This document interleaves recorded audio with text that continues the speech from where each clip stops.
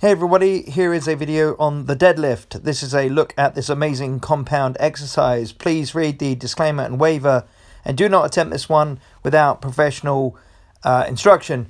Now guys, it's all about the prep in the deadlift, okay? You got to make sure your feet are wide, square, your knees are apart, your butt is as low as you can get it, you're driving up through your glutes. And this is a great one for so many muscles. A compound exercise basically means it's covering a multitude of muscles all at the same time. Really a great exercise, something you definitely want to be putting in your arsenal if you want to build some real muscle. It's good for the hamstrings, quads, calves, glutes, lower back, abs, chest, shoulders, everything, back, everything is in there. Even your traps are in there, guys. And yes, this is an exercise for the ladies as well. You want to be doing this exercise because it builds an all-over muscular, stronger frame, will give you a much fitter shape, and it's a great time saver as well. You're going to get a lot of muscles worked in a very short amount of time.